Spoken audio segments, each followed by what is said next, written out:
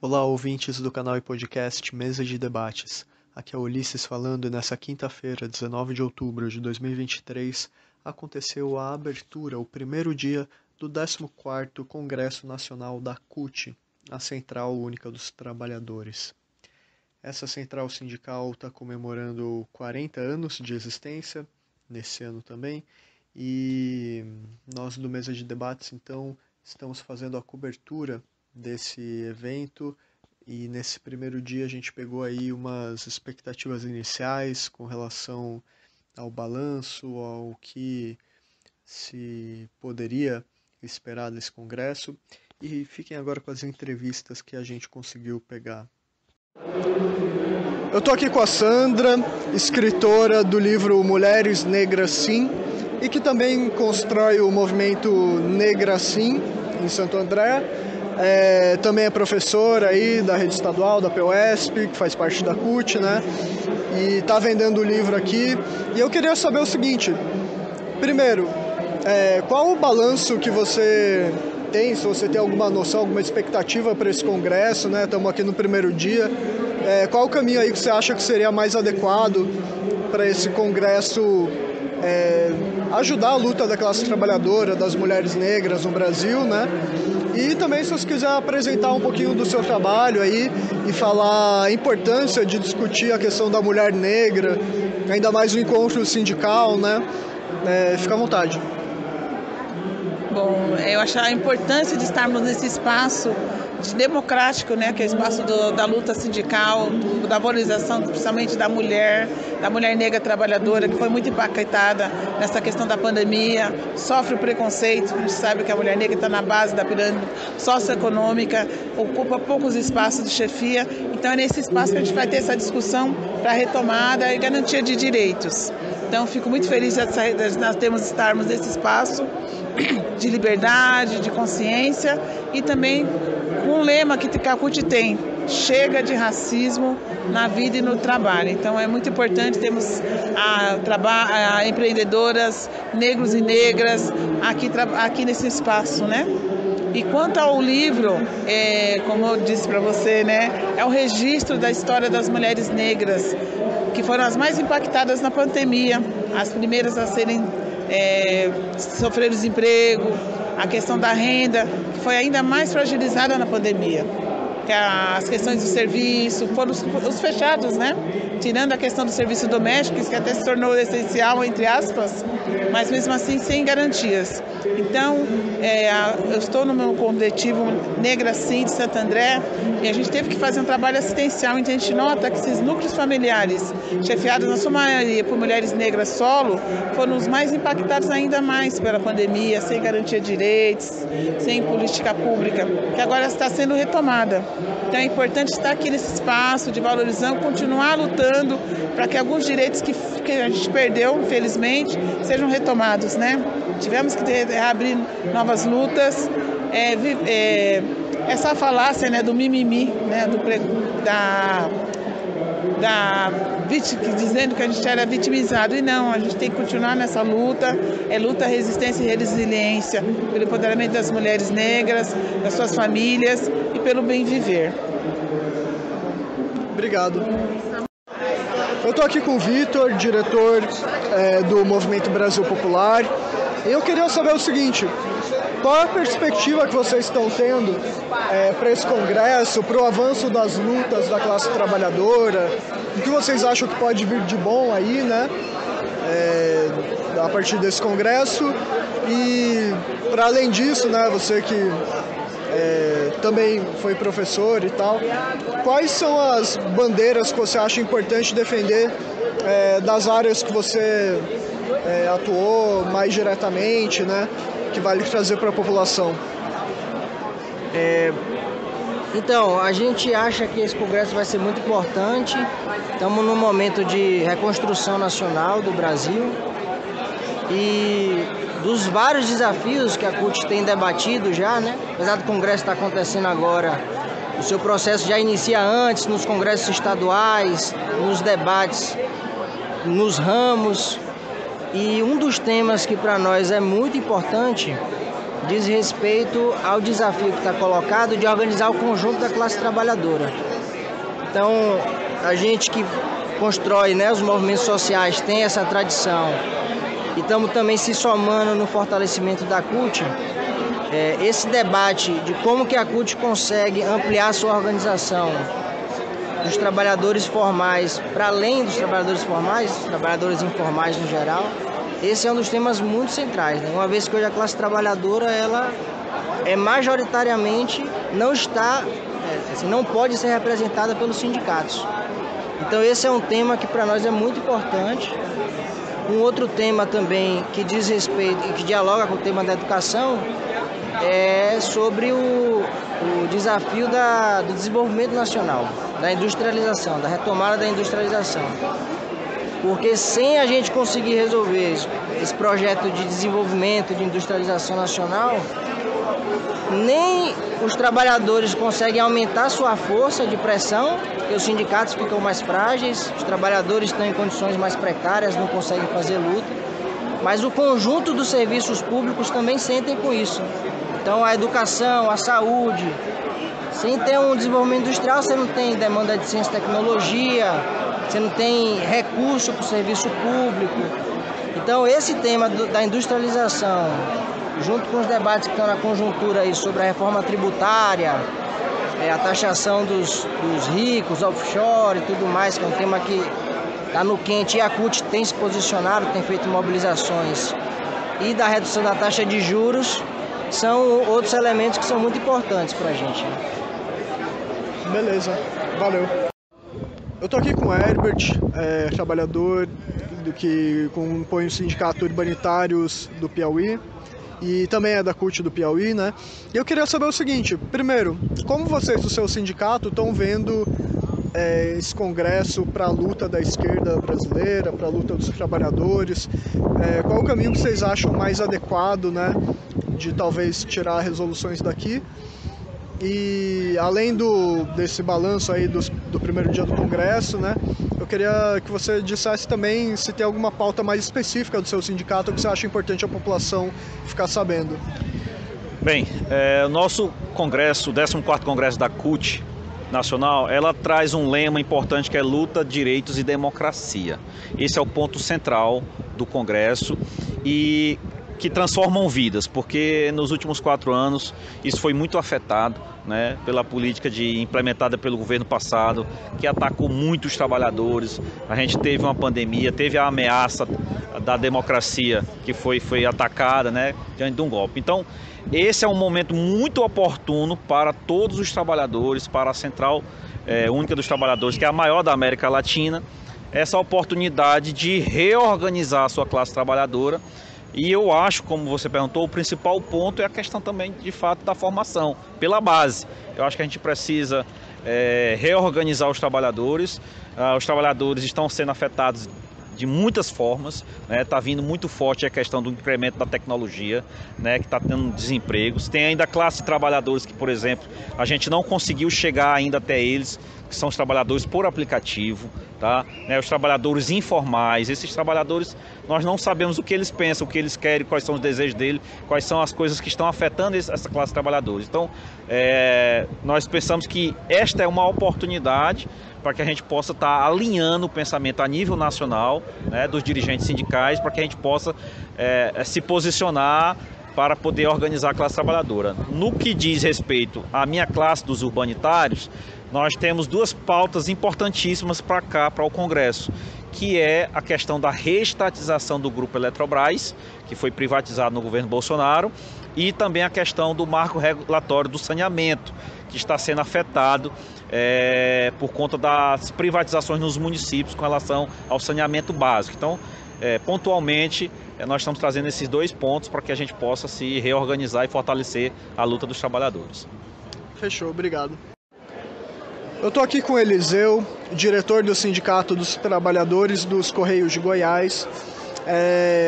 E eu queria saber o seguinte: primeiro, qual o balanço que vocês, né, do seu sindicato Então aí do Congresso da CUT, das perspectivas, aliás, né, do que pode ser tirado de bom para a classe trabalhadora desses dias, o que valeria pressionar, que luta valeria travar, enfim. Qual a perspectiva para esse Congresso? E também se você quiser entrar aí em alguns detalhes das reivindicações da sua categoria de trabalhadores, do seu sindicato, pautas importantes da população saber, fica à vontade para falar. Meu caro, em relação à perspectiva, a expectativa quanto ao Congresso é a melhor possível. Nós estamos saindo de um período aí de 6 anos onde a classe trabalhadora só tomou na cabeça. Em todas as áreas, em todos os setores da economia nacional, o trabalhador ele foi literalmente ferrado nos últimos 6 anos. As reformas feitas pelo Michel Temer na CLT, chamada reforma trabalhista, que não era reforma, é uma destruição dos direitos, e todas as categorias foram duramente afetadas por isso, né? Uns mais, outros menos, mas foram. Então a nossa perspectiva, em seguida veio o governo Bolsonaro com a reforma previdenciária, que prejudicou mais ainda os trabalhadores. Então, principalmente aquele trabalhador que trabalha nas áreas aí mais pesadas, né? Eu posso usar a minha própria categoria como exemplo. Os lixeiros, toda cidade tem alguém que faz o trabalho de limpeza, gari, melhor dizendo, faz o trabalho de limpeza da cidade. Essas categorias, elas estão sendo afetadas de forma trágica, porque a perspectiva é de que a gente vai trabalhar até 65 anos. Eu que sou do Correio, eu sei que um carteiro, a vida útil dele mesmo, útil mesmo, trabalhando ali 100% é 15 anos. Daí para frente ele trabalha, mas ele já começa a desenvolver problemas no ombro, problemas nos braços, nas mãos, na coluna, nos joelhos, tudo em virtude do trabalho dele. E eu falo carteiro, Correio é uma empresa imensa, são aí atualmente 86 mil funcionários, mas os carteiros são 55% dessa força de trabalho, né? Mas também tem os atendentes que desenvolvem problemas, principalmente nas articulações dos braços e ombros, e todas essas reformas elas vão gerar frutos negativos para esses trabalhadores. Então a nossa perspectiva aqui desse Congresso é que a gente saia com coisas positivas para a classe trabalhadora como um todo. É interessante porque esse é o único fórum onde a gente não tem, pelo menos que nós, do Sindicato dos Correios, dos Trabalhadores dos Correios de Goiás, participamos, é o único onde a gente não está tratando só dos nossos problemas individualmente. A gente vem aqui, a gente debate problemas de todas as categorias, né? E aí daqui vai sair um direcionamento para os próximos anos, o futuro da classe trabalhadora brasileira em todos os âmbitos. Em relação à perspectiva sobre nós do Correio, nós acabamos de passar por uma reforma, por uma campanha salarial, onde nós reconquistamos aí 41 das cerca de 50 cláusulas que haviam sido retiradas do nosso acordo coletivo em 2020 pelo governo Bolsonaro. Agora em 2022, para tentar reconquistar o voto do trabalhador excelentista que votou nele em 2018, ele devolveu alguma dessas cláusulas, não reconquistou esses votos na totalidade, felizmente, foi uma minoria que votou nele agora. E aí agora vem o governo Lula com a proposta de devolução, e realmente nós tínhamos um acordo coletivo com 79 cláusulas, nós temos um acordo atualmente com 78. Na verdade, nós ficamos com 3 cláusulas, aqui houve algumas cláusulas novas adicionadas, mas nós ficamos com 3 cláusulas apenas que nós tínhamos em 2020 que não foram reconquistadas agora. No entanto, a gente tem por esse lado muito o que comemorar, mas por outro lado nós estamos numa situação assim péssima. Nós precisamos de um concurso público urgente. Você tem uma noção, há exatos 10 anos atrás nós éramos 141 mil trabalhadores, aliás 127 mil trabalhadores. Hoje nós somos 86. Significa dizer que em 10 anos nós perdemos 41 mil trabalhadores. E quem faz o serviço desses trabalhadores? Os que lá estão, que sobraram, né? E aí nós estamos tendo uma sobrecarga de trabalho gigantesca em cima do trabalhador.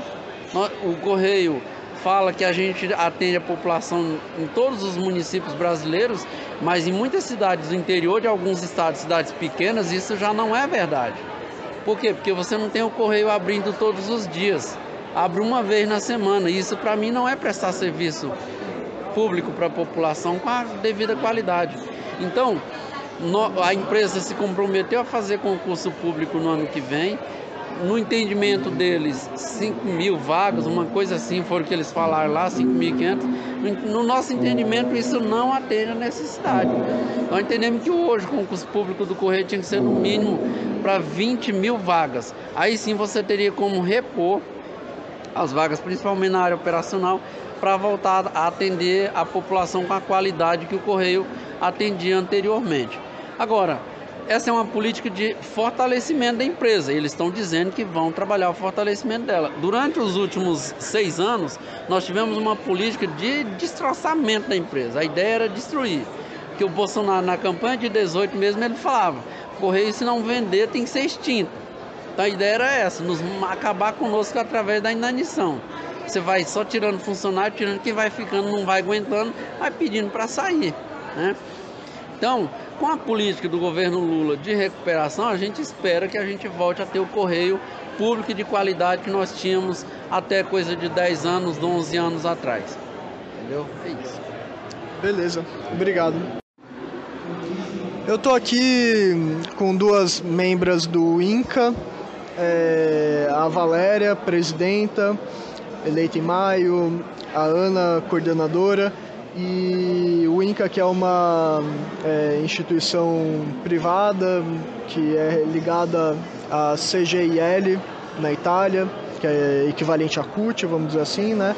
E que prestam vários serviços aí para trabalhador, também em questão de imigração, etc. E eu queria saber o seguinte, primeiro, qual é a perspectiva que vocês estão tendo desse congresso no avanço dos direitos trabalhistas, no avanço da luta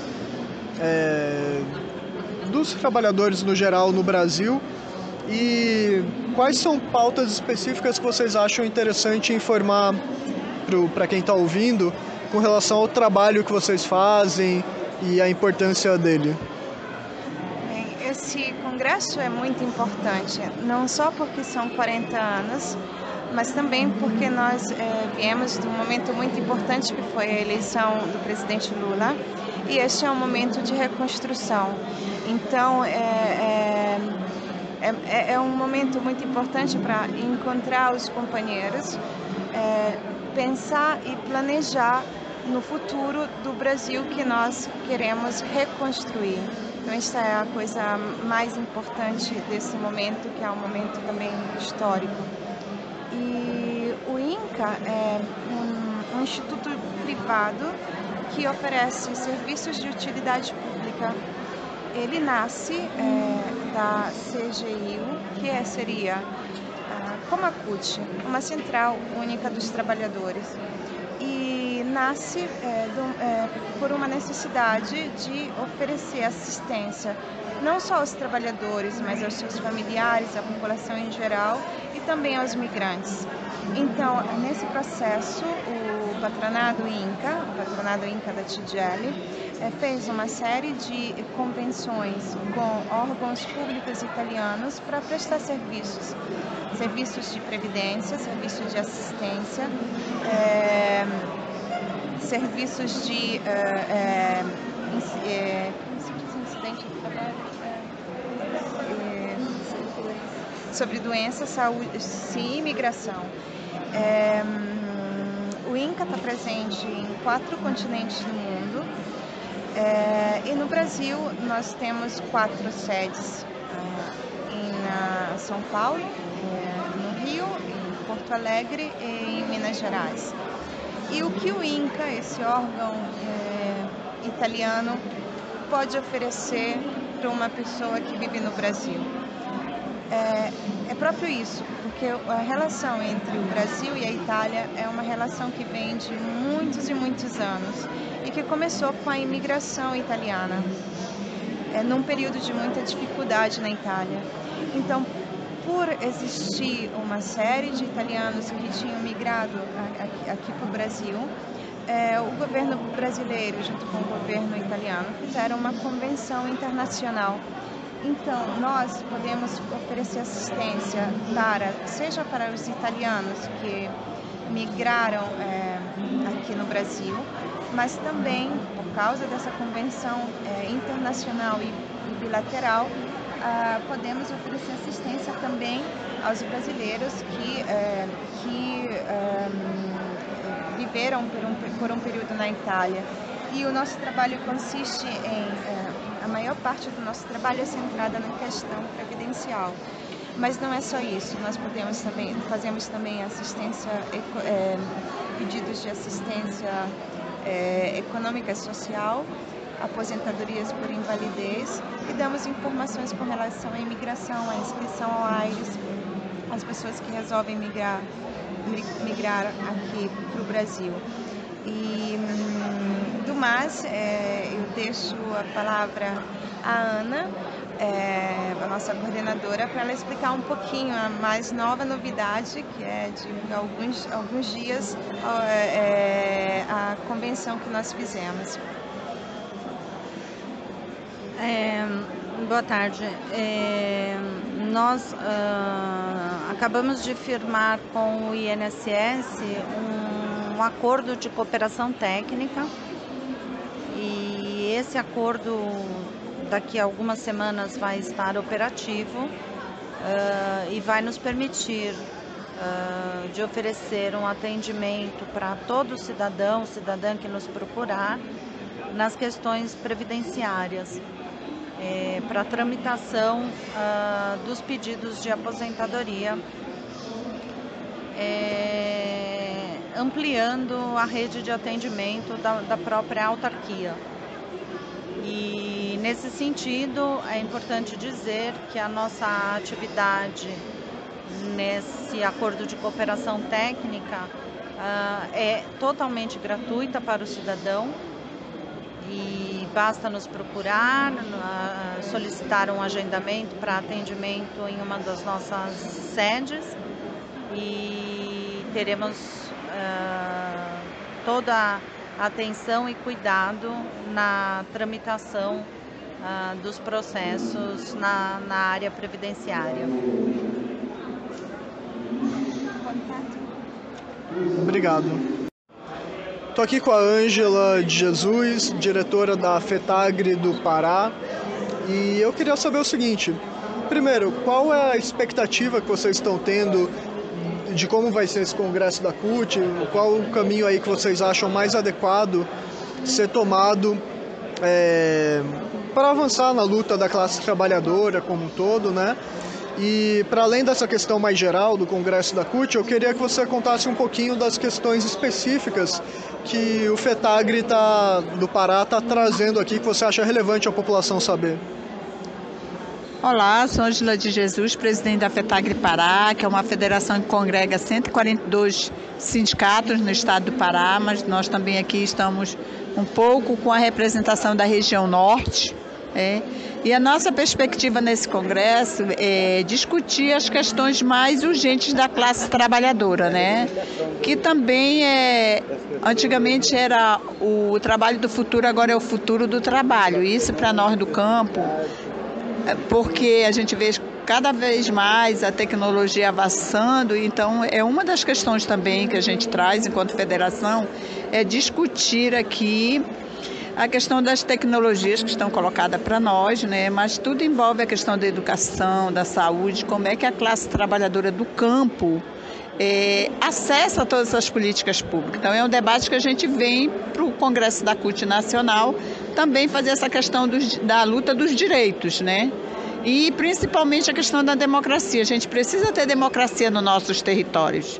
Quando se trata de implementação de grandes projetos, essa democracia ela tem que prevalecer. A gente sempre diz na Amazônia que nada para nós sem nós. Então isso nos remete a um debate mais profundo.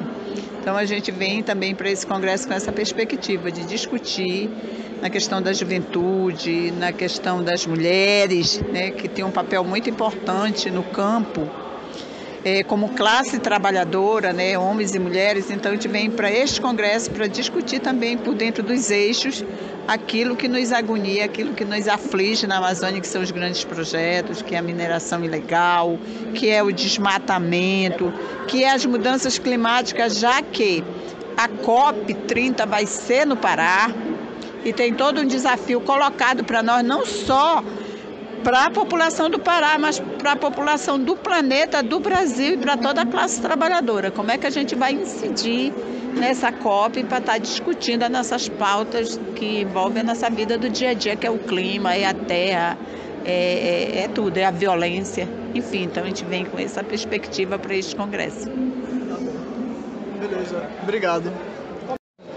Eu estou aqui com o Antônio Carlos, do PCO, delegado também no Congresso aqui, faz parte da POS, do Sindicato dos Professores do Estado de São Paulo.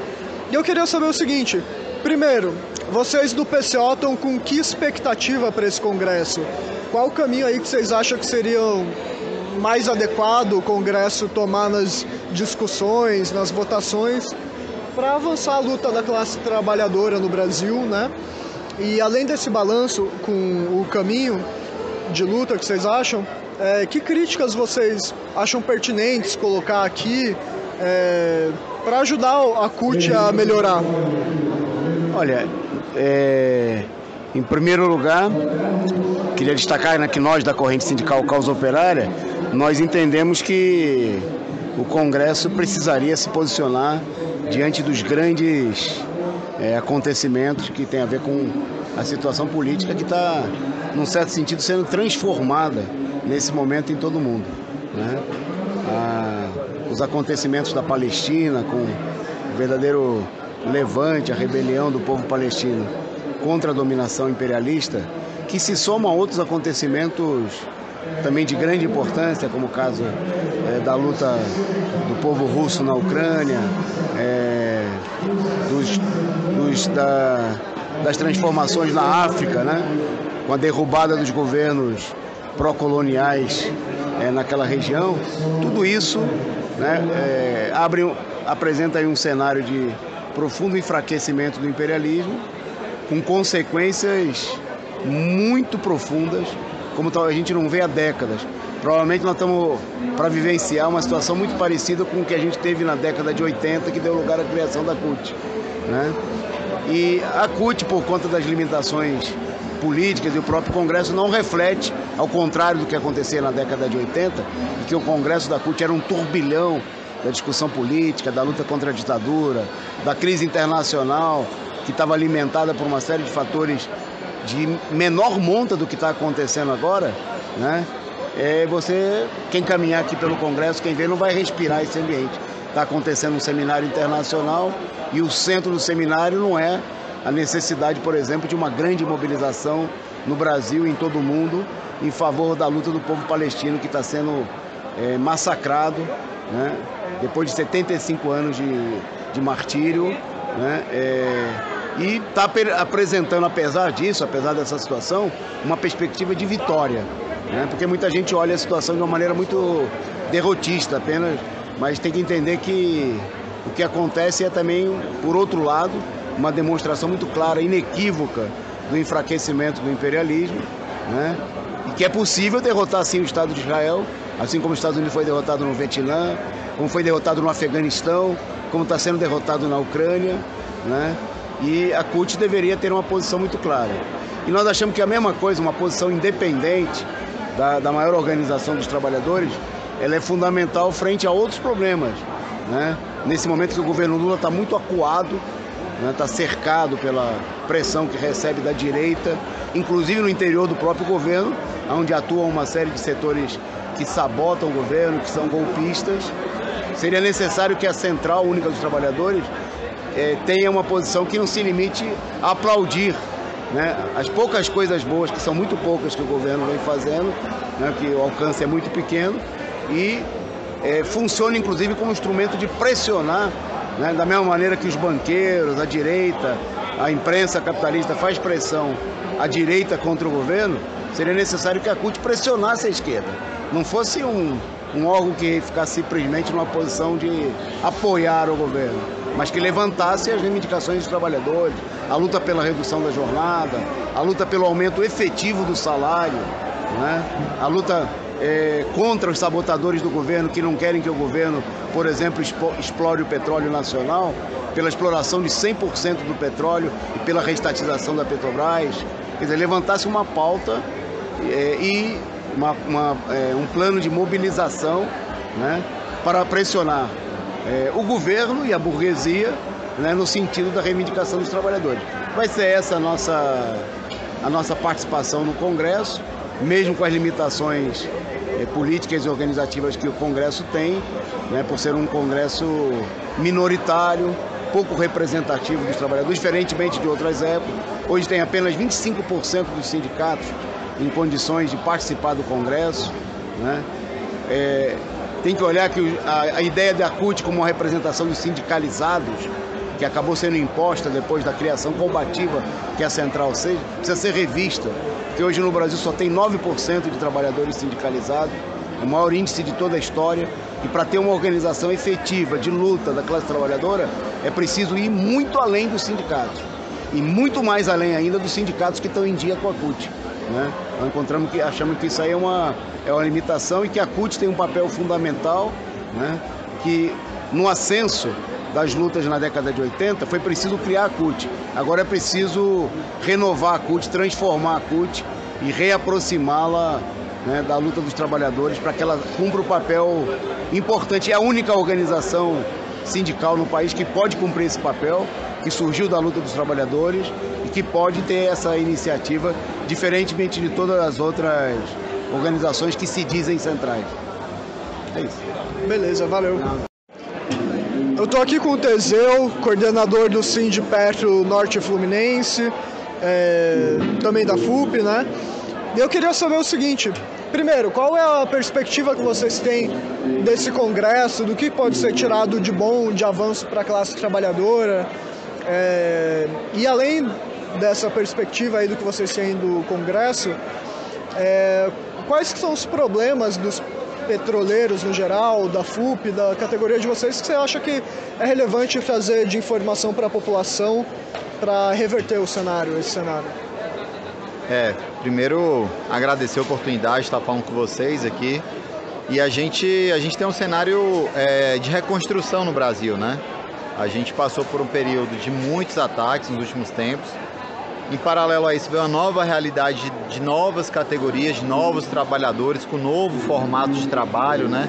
Essa questão mais do aplicativo e do trabalhador que não tem muitas vezes uma relação direta com o patrão e que hoje eles acabam ficando completamente à deriva, sem uma representação, sem uma centralidade onde eles possam procurar ali o patrão para garantir os seus direitos. Então são duas lutas paralelas, eu diria, nesse momento. Primeiro, a de reconstrução dos direitos. A gente foi muito atacado. A reforma trabalhista, a reforma da Previdência, onde só se falava em reformas no sentido de tirar direito do trabalhador com um falso discurso de gerar emprego. Então a gente precisa debater essa reconstrução dos direitos dos trabalhadores, eu acho que é uma das missões desse congresso. E a outra é criar regras e elaborar e dialogar com esses trabalhadores que hoje não têm uma formalidade para que eles possam vir a ter uma segurança mínima em relação aos seus trabalhos, aos seus empregos, né? Então, esse debate ele vai se afunilar, ele tem sido falado já pela CUT, pelos sindicatos da CUT há muito tempo, mas que agora eu acho que com esse novo governo a gente tem uma oportunidade bem maior e bem melhor de estar tentando construir esse regramento para que esses trabalhadores tenham um amparo do Estado brasileiro.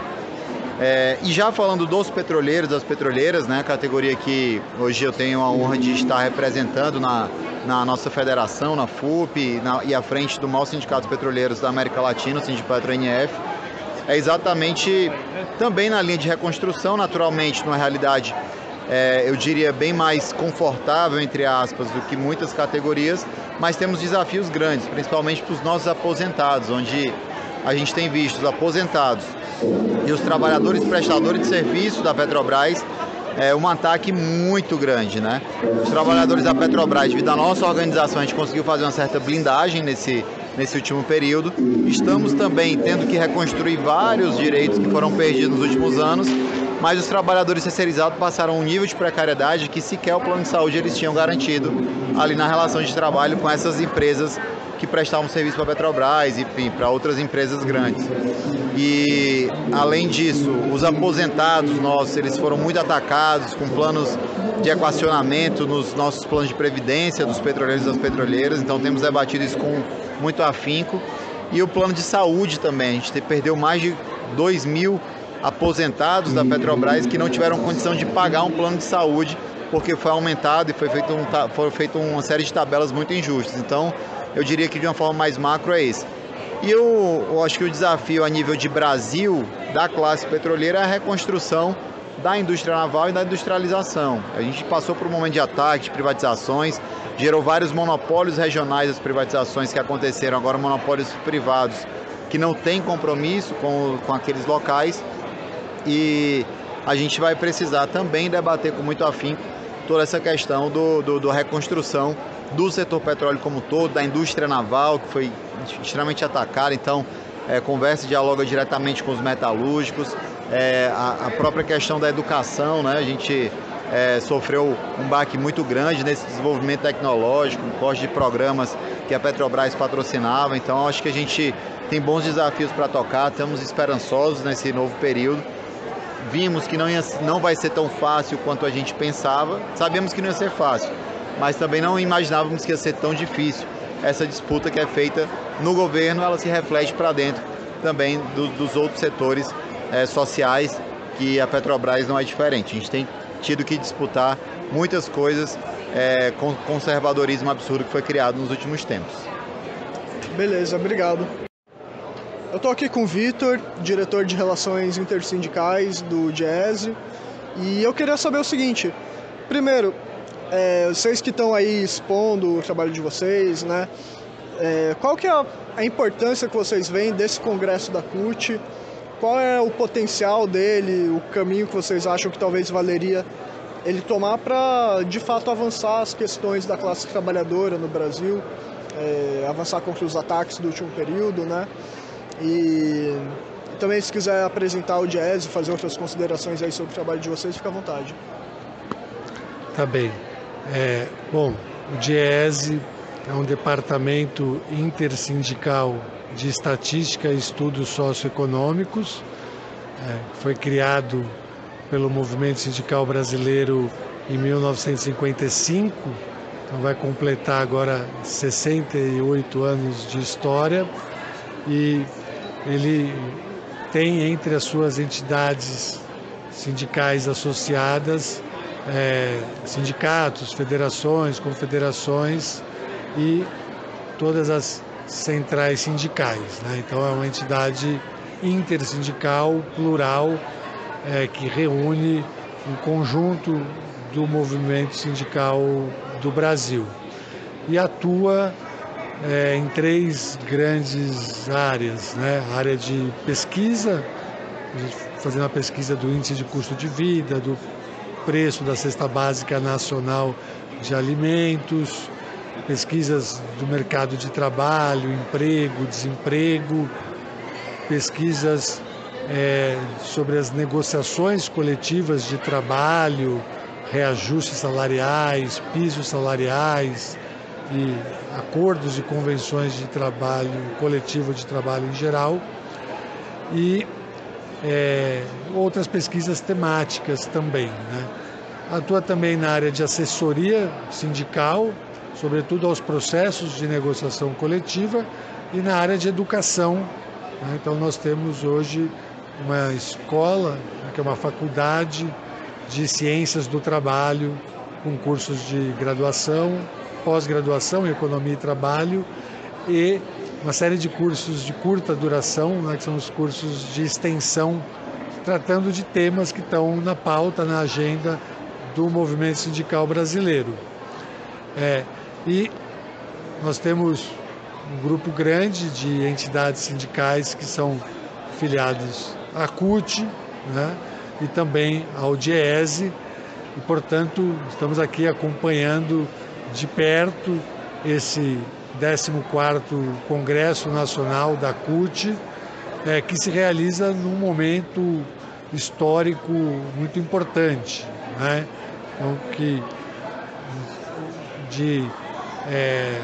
um momento de reconstrução do país, né? Depois de 2 governos que foram muito prejudiciais à classe trabalhadora, né? Tanto o governo Temer, com a aprovação da chamada reforma trabalhista e com uma série de ataques à classe trabalhadora que foram intensificados durante o governo Bolsonaro, né? Então, agora com a derrota eleitoral, né, do Bolsonaro, a eleição do presidente Lula, que tem uma história, né, ligada ao movimento sindical, é oriundo do sindicalismo brasileiro, foi um dirigente sindical, abre-se a perspectiva de, primeiro, reconstruir o país, fortalecendo a democracia e colocando a valorização do trabalho no centro do projeto de desenvolvimento do país, né?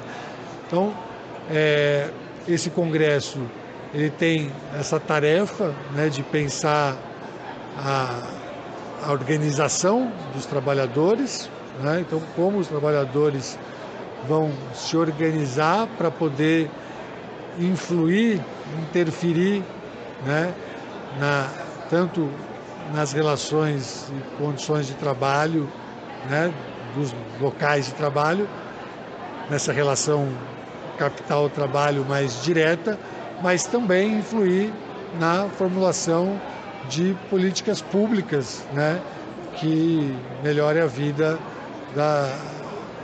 do povo, né, brasileiro, da classe trabalhadora como um todo. Beleza, obrigado.